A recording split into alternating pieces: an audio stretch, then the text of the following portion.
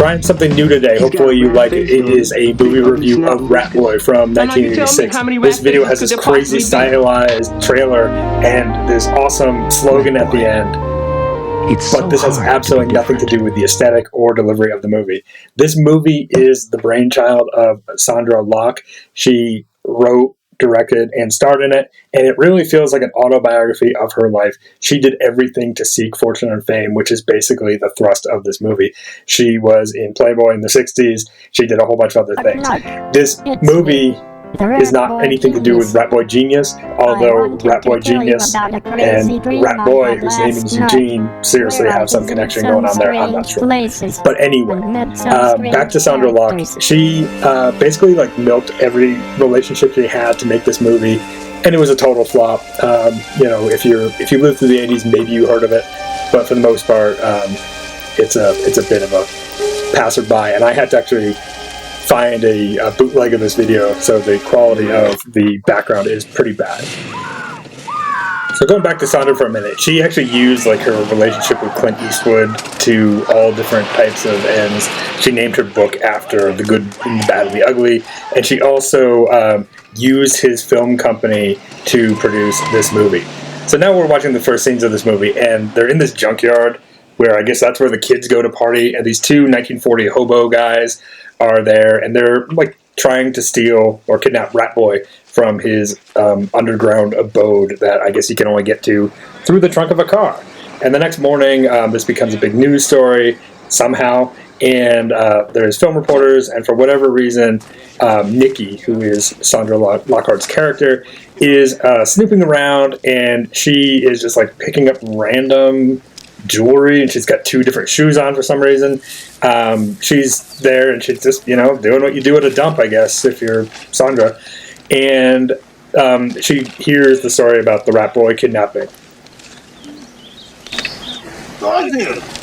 Every now and then he come up nice, see? Pokes around in the dark, collects all the zinc in one pile, all the tin cans in another pile, a whole bunch of piles. A lot of money in piles, you know? We get all the hot items. Well, I'd sell them piles and put some food and tobacco in a bowl for him. He likes tobacco. Sit outside my house at night before I go to bed. Next morning, why, it'll all be gone. So where's this rat man now?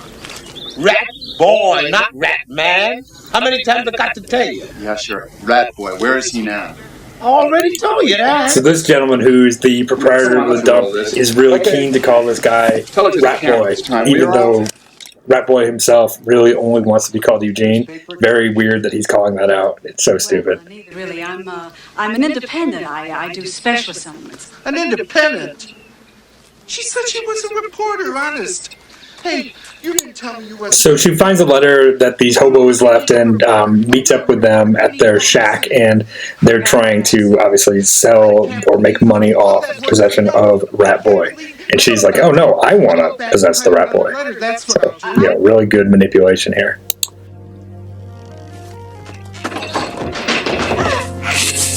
This is what we first see the costuming for Ratboy, and I have to say that the costuming for Eugene is really good and kind of compelling, especially for what definitely is not a high-budget movie. And now they're all excited about the Ratboy, and she's a little confused, but gets that it isn't a boy in a costume.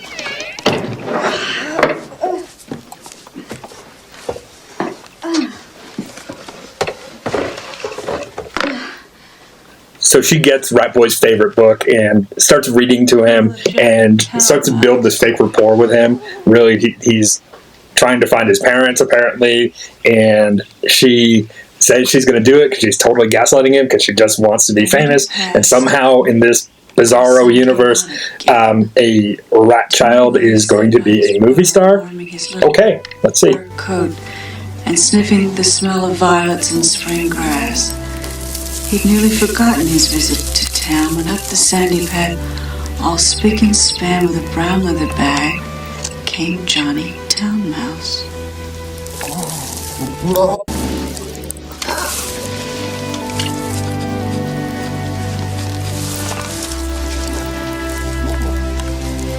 I want you to take these. They have my name and address on them. So now she goes ahead and gives him some sunglasses and somehow does a interview with him with this crappy like Walkman. And before long, she comes back with Louis Anderson and pals to, trick the hobos and steal the Ratboy for themselves. Dr. Joel Greenberg of Lancelot, Ohio. Lee Ellis Woodard II from Lodi, California. You guys are on parole, I see.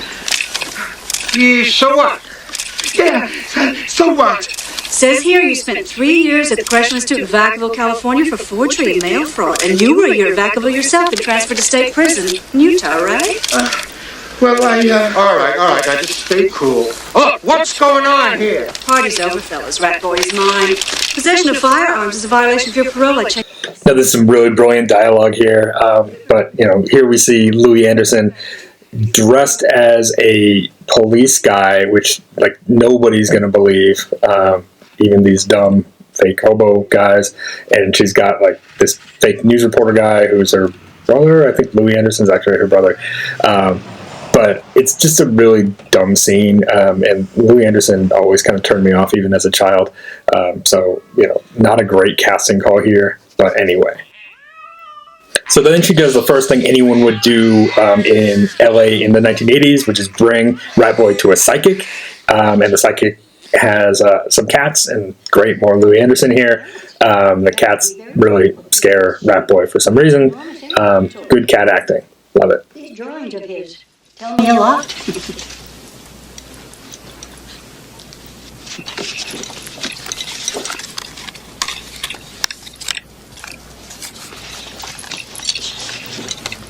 Uh-huh. I've seen everything you've ever produced.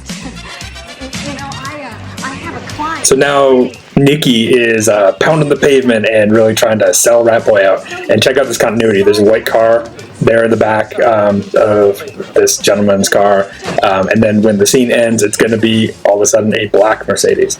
And she's got this awesome headshot of Ratboy, which is definitely not really working. But somehow she gets all this money and is, all of a sudden in this luxury apartment, and like they're driving around in a limo. So somehow she's being fronted money for the Ratboy, and she's got this press conference that everybody's working towards. It's really preposterous, but also kind of good, excellent, in fact. Believe in yourself. That is the secret. Believe in yourself and let your manhood flow. Now we've got Mr. Belvedere here telling Ratboy to let his manhood flow and really trying to give him some elocution lessons. Really strange, but kind of funny. Very 80s. Bravo! Bravo! It's a start anyway. Now, the best scene of the movie is the party scene, and here we've got Ratboy taken to some Hollywood party. They're kind of like this in real life. A whole bunch of people being pretentious and silly, and Louis Anderson's trying to sell the Ratboy. Everybody's trying to sell the Ratboy. And here's John Lovitz. Oh, well, that's just the way a ranch shows affection. Not in this town, dog. I'm his manager, I'm the only one who can do a thing with him. And Nikki's doing her bit to sell out Ratboy. Ratboy was having a crisis, and this other guy, whatever his name is, was helping him out. And then all of a sudden they start dancing, and it's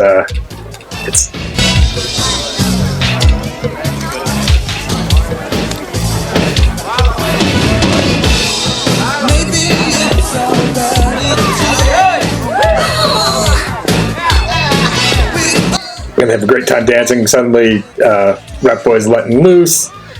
It's all great. And we've got Bill Maher coming into the scene right now. And there's Kevin Nealon in the back. The tall, gawky dude. And then Diz McNally comes. And if you don't remember Diz McNally from Out of Control back in like 1984, he's a really annoying person who made a career, shrieking like a dolphin.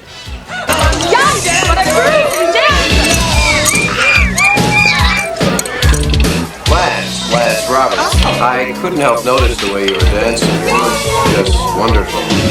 Alan was telling me all about you and your friends.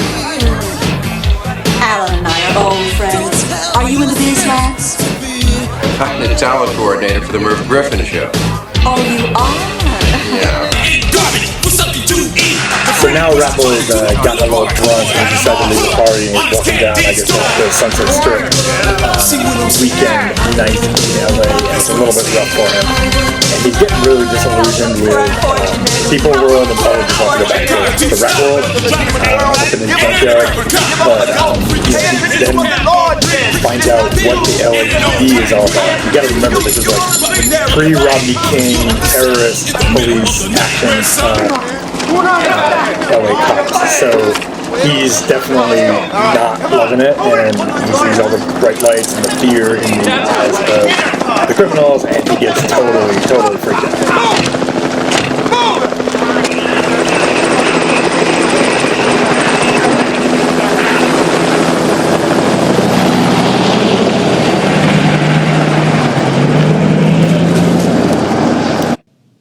All I know is he kept saying he wanted me to call Nikki.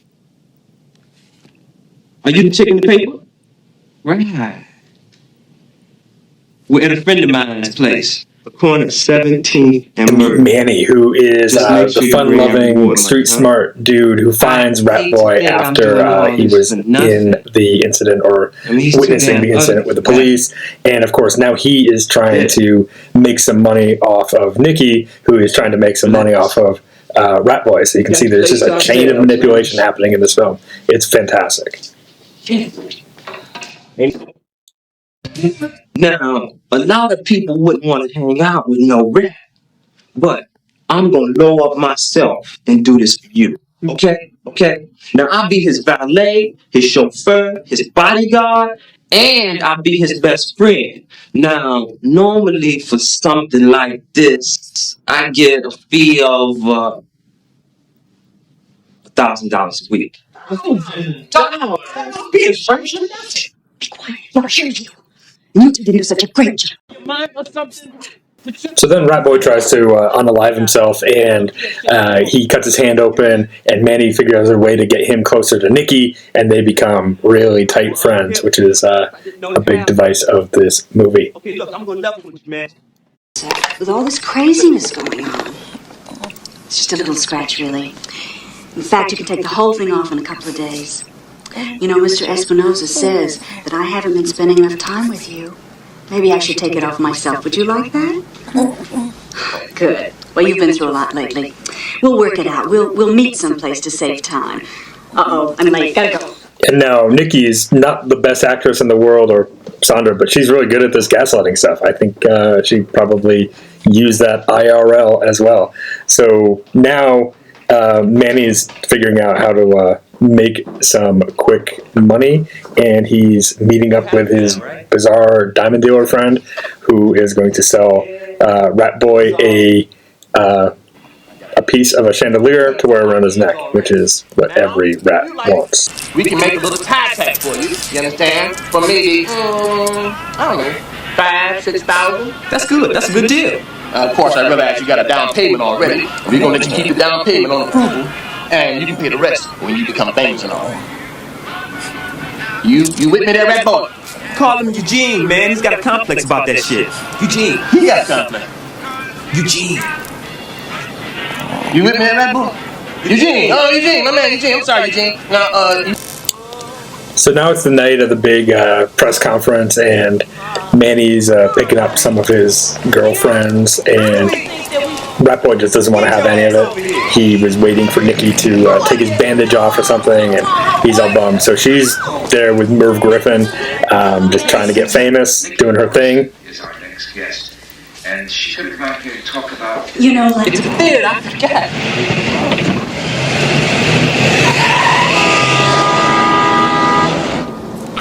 I was thinking maybe we slip old Louise and Zuzu in backstage, you know, help you wind down after the show.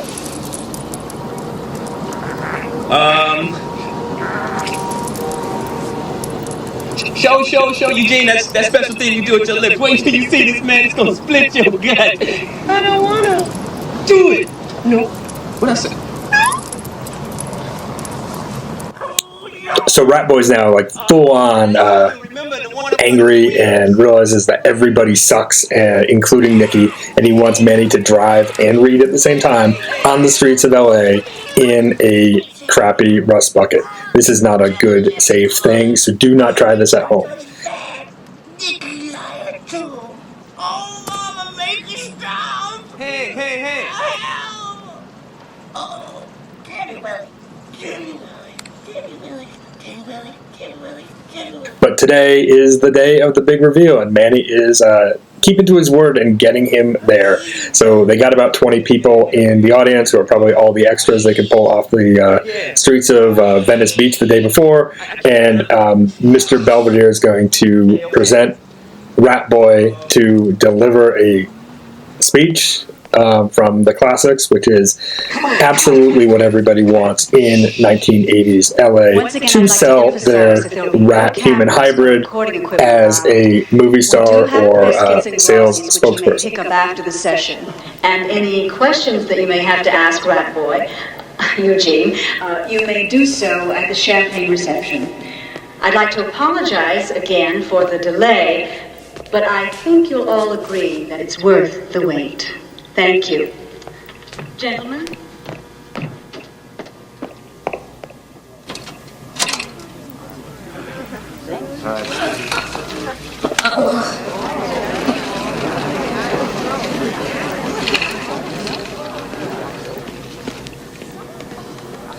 Ladies and gentlemen, in honor of the occasion, a speech from the illustrious Cyrano by Rostand.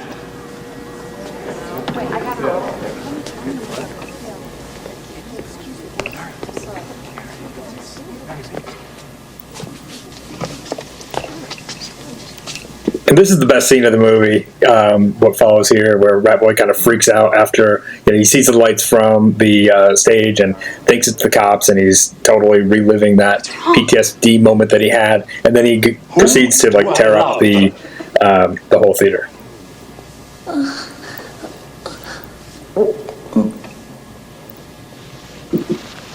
Police. You're dead. Come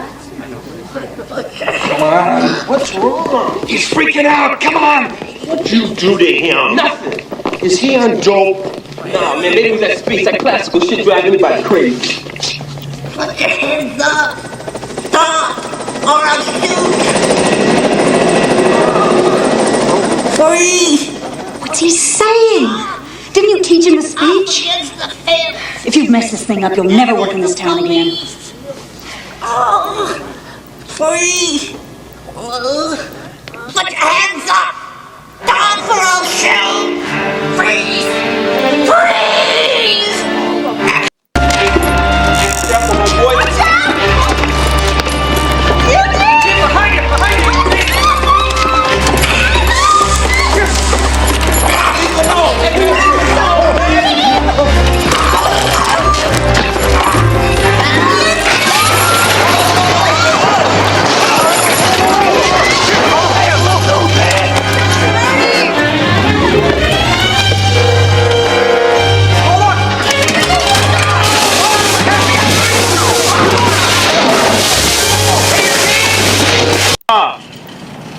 And then for some reason, Manny and Ratboy decide to steal a Corvette and eat the food that's inside of it. And Manny gets all excited because he hears that Ratboy's exploits at the theater turned into a big crime, and all of the police across the entire county of LA are looking for him. The half-human, half-rat creature, Ratboy. He attacked the press and destroyed the theater. Now, police are looking for him and warn everyone that he is dangerous and may be armed. What is going to happen? Okay, we got 3 in a row coming up. Man, you won it. So now we have this very poignant scene where we find Ratboy's parents' house somehow, even though he had no idea where it was and Nikki never told him. And somehow Nikki shows up and finds him because he wrote a letter to her. Totally makes no sense, and also, kind of the end of the plot here. There's finally a very slow chase that will ensue, where Ratboy will ultimately get shot, and then he swims away. But don't worry, everything's going to be fine. It'll be great. So why do I like this movie? This movie is pure mid-80s. There's so many things that are super ephemeral to that time period, but also a lot of people who, were in their first or second movies, getting their first shots before the big break, and for somebody like Louis Anderson, probably at the peak of his career. I think Sondra really tried to do a lot with this movie. I think she had this very delusional thought that was probably brought on by some of her friends that this was a really poignant film. And you could kind of imagine if David Lynch took this script and turned it into something, it could be a totally radically different movie. But there's a lot of kind of nice parts to it. If you don't really pay attention to the plot too hard, it is a fun watch, I believe. So let me know what you think. Did you like Ratboy? Have you ever seen it? If you haven't, do check it out. Tell me what you think. And also tell me if you like these types of videos. I know I normally do music gear, but I thought I'd branch out for once. Alright, take care.